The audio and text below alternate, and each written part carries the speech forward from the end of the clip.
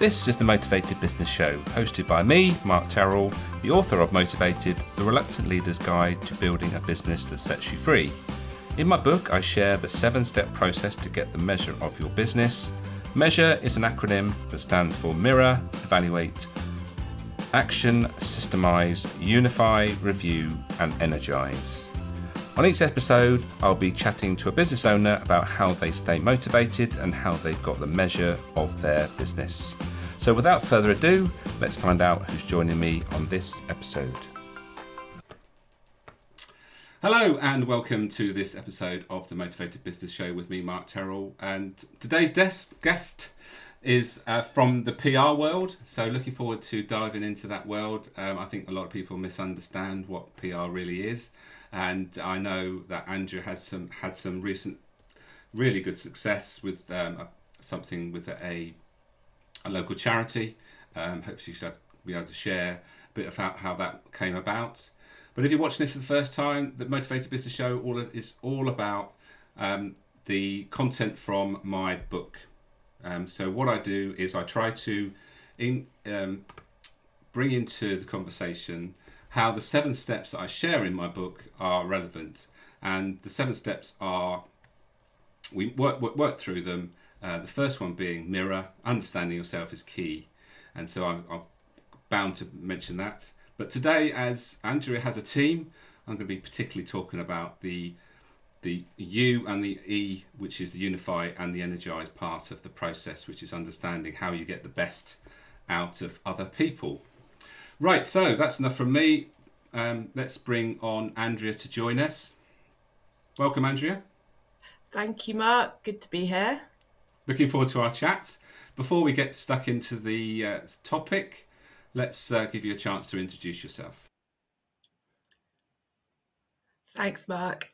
So for those of you who don't know, I have been a PR for 18 years now, and I started my beautifully formed and tiny little agency about 5 years ago now. Can't believe how the time's gone. That pandemic thing kind of made time go really quickly, I think. So we work with B2B clients and charity and sport mainly. And we're a team of 6 now.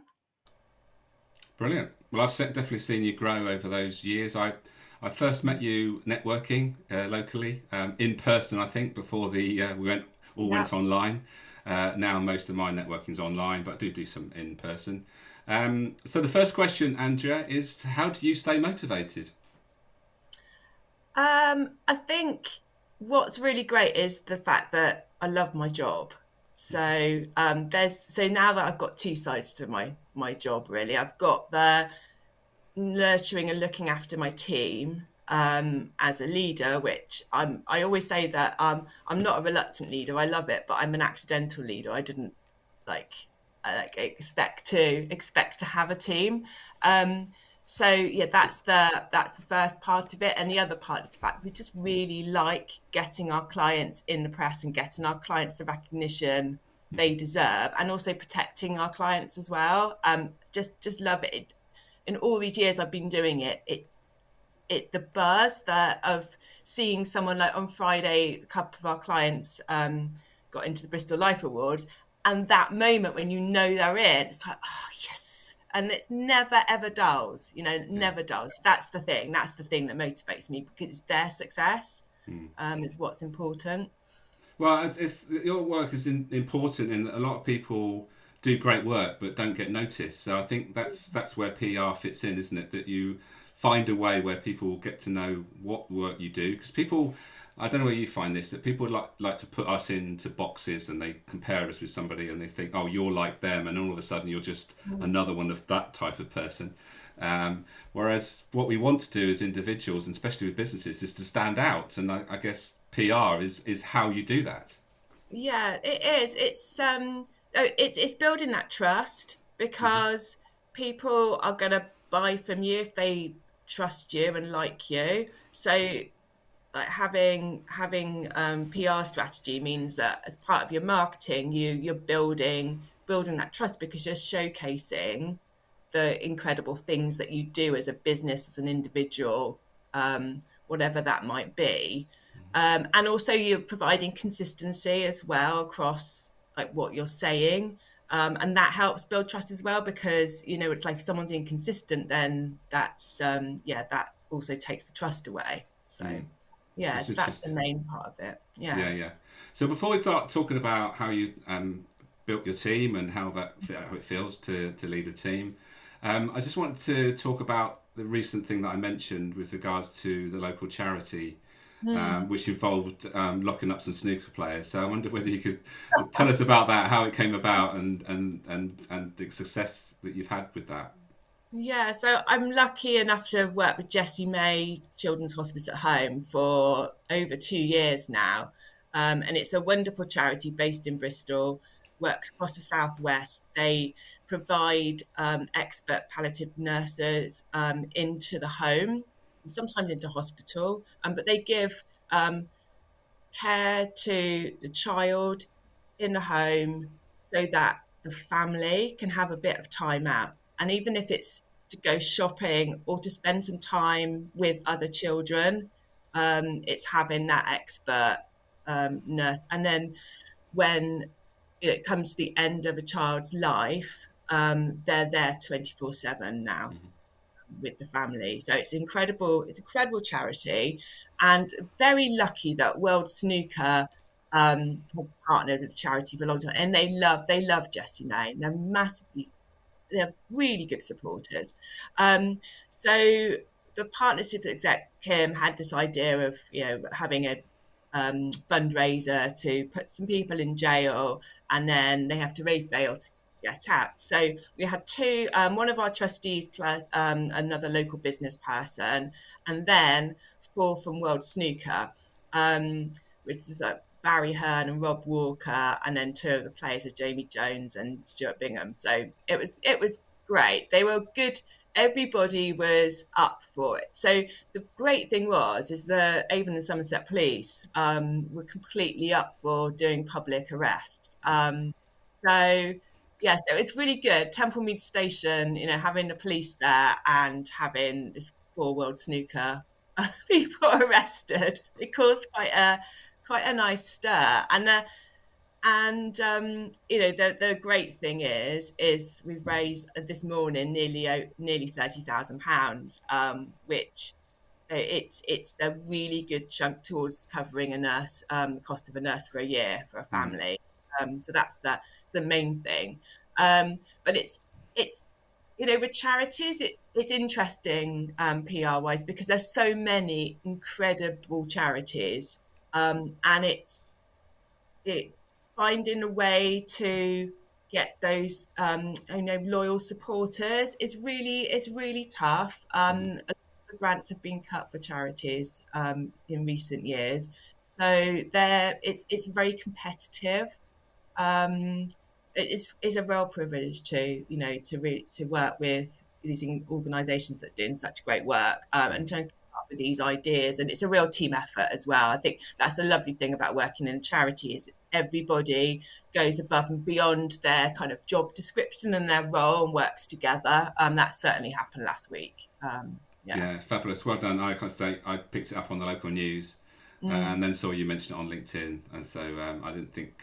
Well, we definitely thought we'd talk about it today, just to give you a chance to sort of yeah. check it Thank out. you. So yeah, check out Jessie May and also the arrests at Temple Meads. So there we are. So well done on that, Andrea. So let's talk about your team now. Then, so Mm, you have a team. You mentioned you have six in your team now. So yeah. what do you see as the most important thing around leading a team when you go from maybe working on your own? Yeah.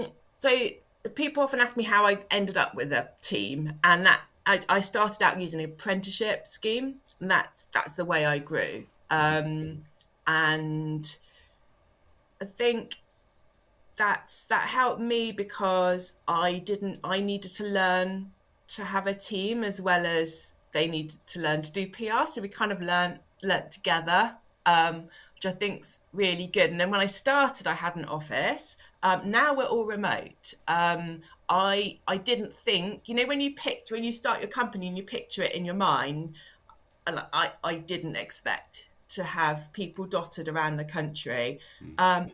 But it's, I always say we're kind of free range, not remote, because we're not remote from each other. We're just, in our own places. Yeah. So the key thing is with our company is everybody is able to work completely flexibly around their schedule, and they set their hours, and that can be to do with when they work best in the day, and also other um, care that they need to give to others. So whether that's a parent, we have somebody in the team who cares for their mum, and then we have some parents in the team, and then we have students in the team. So it depends on what they've got going on, and that, I think that is quite it's a good way to set it up and motivationally, because it means that everybody can work at an easy time for them.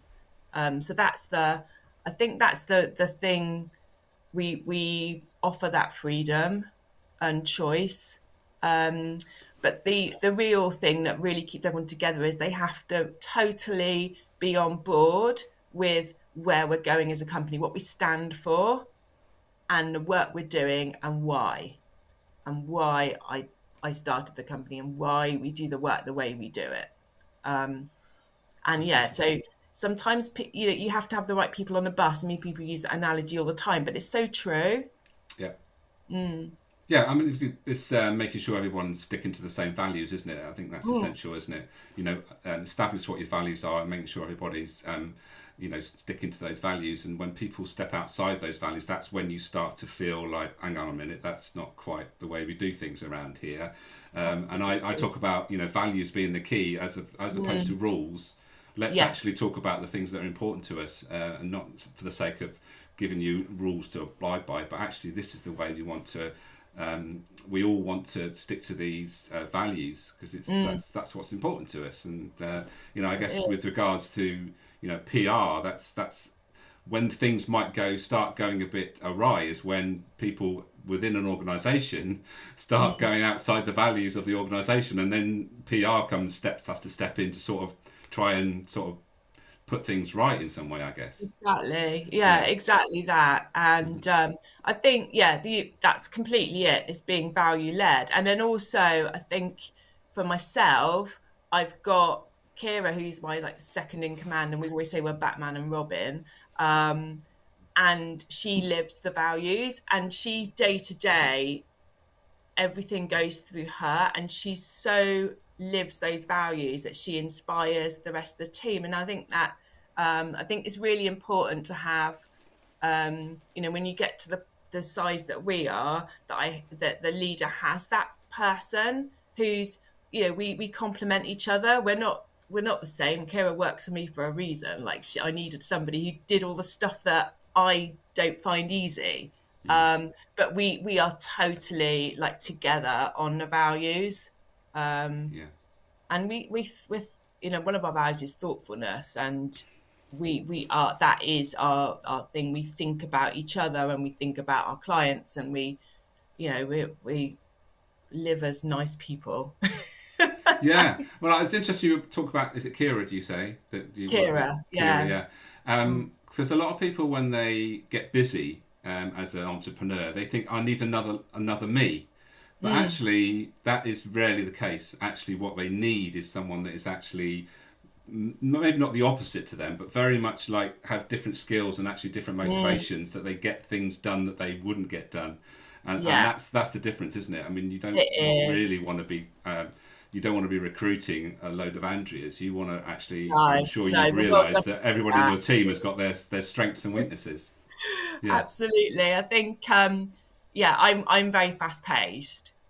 So I know that I need, it's the team always say, oh, it's like they just follow behind and sweep up, like that's the kind of, yeah.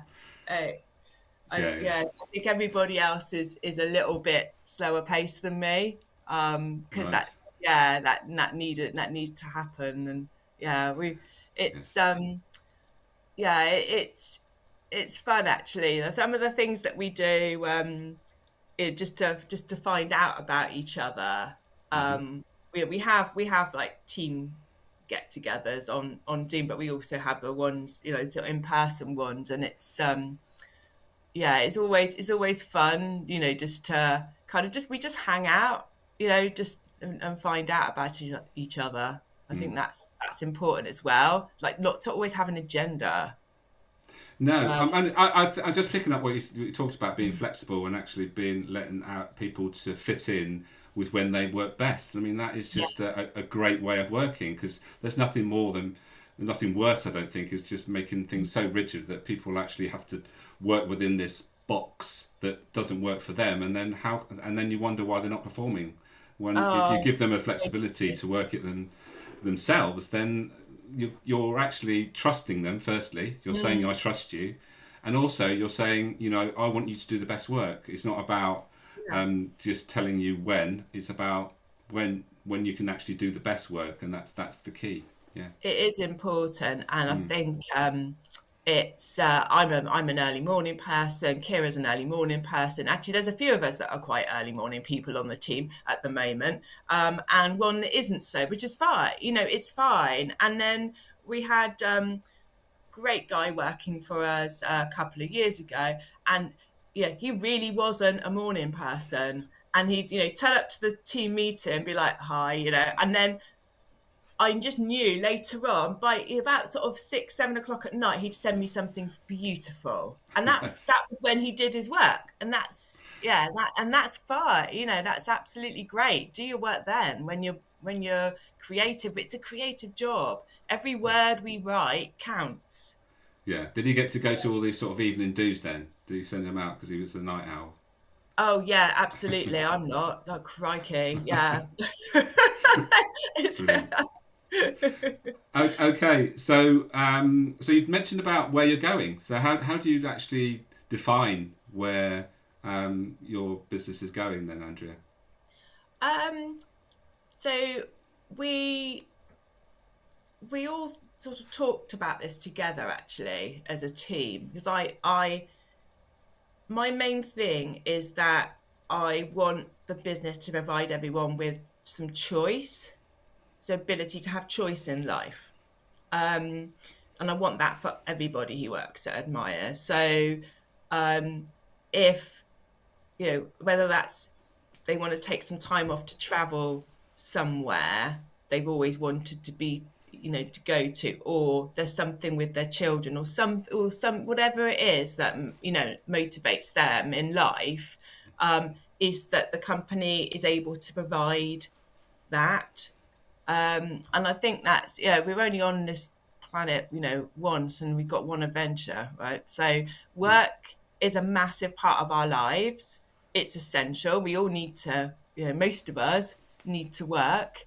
Um, so let's do some good work. Let's have fun doing it, but let's like have some choice at the end of the day. And it's like we're not going to be millionaires, but we're going to live well. No. I think that's what I want for everybody. So that's our main motivator, Yeah, is that that's we great want to live philosophy. well. Yeah, I like Yeah. it. So for you, Andrea, I know you've got a passion for horses. So Yes. that how do you make that work with regards to sort of um, finding time to do that? Oh, you make time, right? So, yeah. So, for instance, this morning, I got up at 10 to 5. I had some writing to do. I think really well first thing in the morning. A lot of people have this like sort of morning routine thing. I have the one thing that I need to fix, and I do that straight away. And I was then at the yard on my horse by 7, rode him, and then as I said, I said to you earlier, like got a new field and a massive puddle. It took a little while, so I was like, oh, time's ticking on. But yeah, I think the team would completely say that Andrea having a horse helps them. Yeah, Right, good. yeah, because it's like, I suppose they notice when you haven't had time with the horses and the effect that yeah, has, doesn't it? yeah. And then some people don't know that I was a professional rider before I was a PR, and as I've come back to it, I'm coming back to it now, having not competed in properly in 17 years. So I'm coming back to it now, and it's quite interesting coming back into sport, because I'm coming back to it with, I want to be better than I was before, Right. even though I'm like, it's for my fun.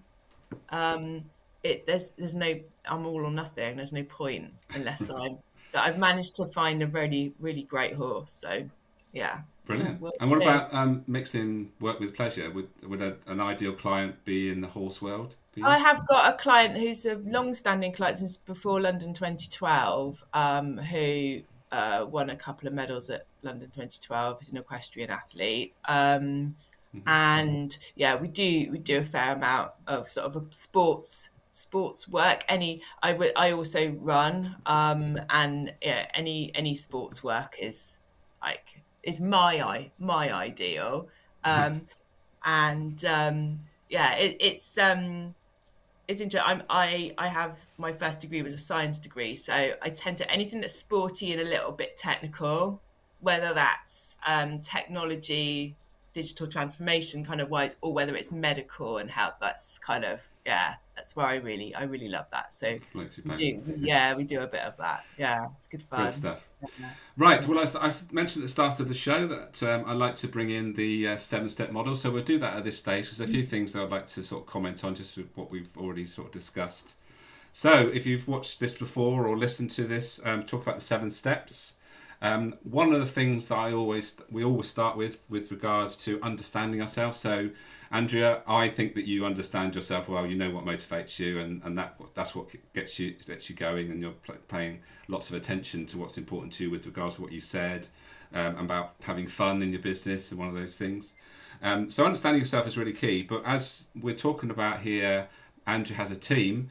Understanding how you unify a team is key, and a lot of people don't make that step. I think people are either frightened of it, don't know how to do it. But when we talk about unifying a team, what we're talking about, we're actually talking about creating some sort of tribe Yeah. that believe in what we believe in. And we talked about values, and that's what unifying is about. And also, one of the things we've also talked about is embracing differences. So people see people's differences, feel a bit uncomfortable when they see someone's different than them.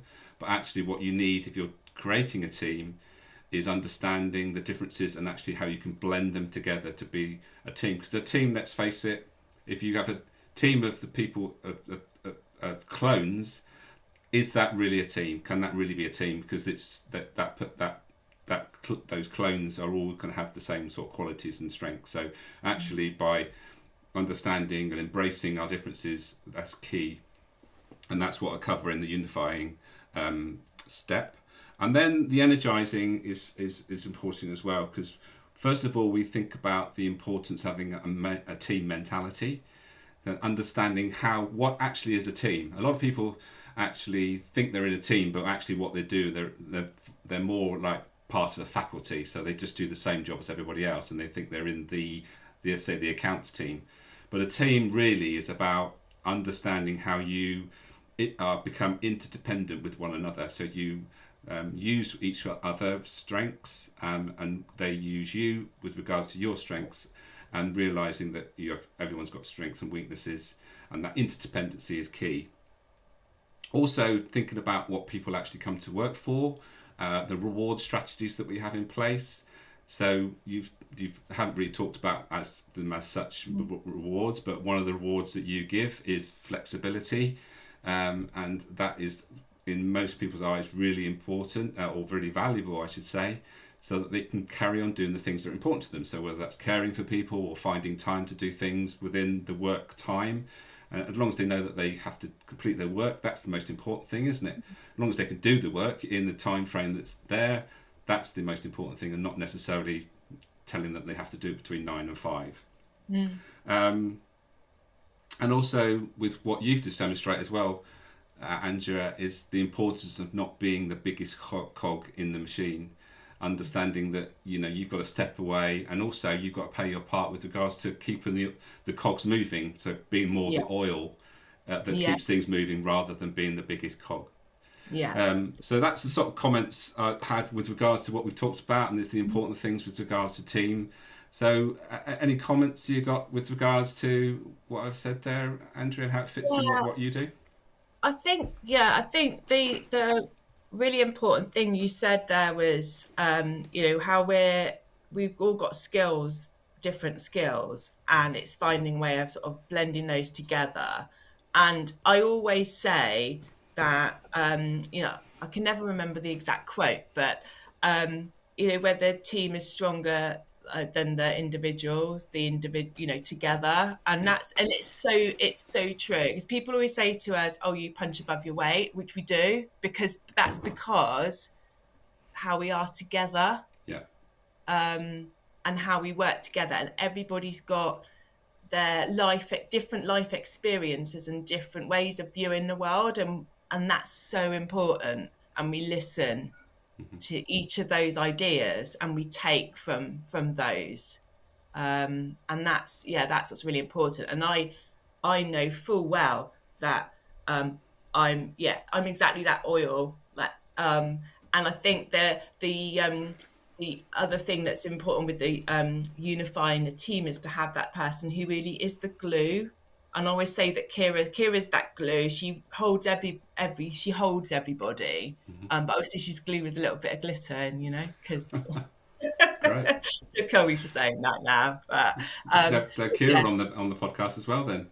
yeah, yeah. So I think you need that person, and I Yeah. think it needs to be the person who isn't the owner founder of the company as well. You need that person, that people, because it means that it's easy for them to get the truth.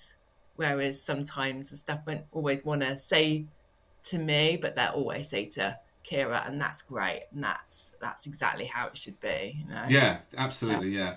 So I was going back to the team bit, and I think if you think about this team this way, a real team is multiplying everybody, and that's how you get the real benefit of a team. So rather than 1 plus 2 plus 3 plus 4, it's 1 times 2 times 3 times 4, and that Yes. gets a massive. If you multiply things rather than add things together, you get a Mhm. massive increase in the actual outcome, and that's the benefit of a team. I think if you think of it in those terms, is multiplying everybody's contribution.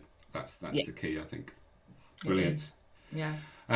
Well, time is kicking by. Before you go, actually, Andrew, I wanted to talk to you briefly about. You talked about your team all being remote, Mm. and one thing I was going to talk about was when we are leading a team, we tend to lead with our own motivation. So I know you and I are both motivated by freedom and autonomy, and one of the things that we tend to do is actually then do what we've done is actually give a responsibility to others because we don't really want the Mm. responsibility. But how do you see with regards to people actually working remotely and how it works for your team? You've sort of alluded to a little bit of how you sort of bring them together even though they're not in the same Mm. location. I think you have to recruit very carefully. It Hmm. doesn't suit everybody, and that's the first thing I'd say is, you have to be very clear of what the day-to-day um, structure is, and people do have to be highly self-motivated, Hmm. to be able to want to get up and work.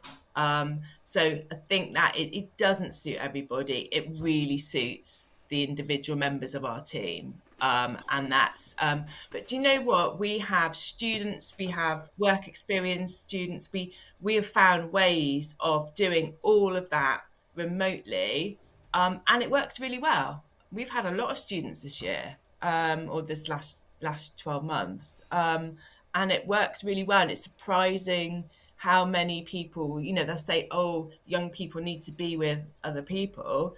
Yes, they do, um, but actually, you're still with people. It's just in a Yeah, different way. yeah, So, yeah. I yeah. think it sounds like you've got it well sussed out, Mm, and you're aware of what other people need, and it's not just about you, and that's mm, another key that people really have to sort of jettison the ego and think actually the business isn't just about me. yeah. It's about the whole team and what brings them together and how we perform our best. So sadly, Andrea, time has flown, and we need to sort of wrap things up. So just to say thank you for your time today. I've really enjoyed our chat.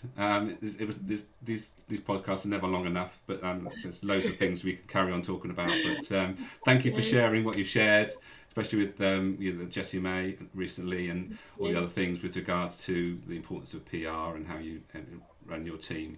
So thank you for that, and hopefully we'll catch up very soon. Yeah, thanks so much, Mark. Right, thank you, yes, again to Andrea. And if you have any questions around PR or anything that you'd like to find out about that, then don't hesitate to reach out to Andrea. I'm sure she will more than happy to connect with you and give you some advice if you need it. So that's it for this episode. Just before we go, just to remind you that if you want to find out more about what I do, the Motivated book is available for Amazon, and you can also get it from my website. And think about those 7 steps, how you're using them. If you're building a team, think about how you're unifying them and energizing them, and as well as what Andrea's doing with her team. So that's it. Thank you for those that have joined us live. And if you catch us on replay, please don't hesitate to leave a comment. Would love to hear from you. And if you think that you have something to share and would like to come on the podcast, again, reach out, and hopefully we can find a spot that works for you. So from me, thank you for listening, and I will see you again very soon.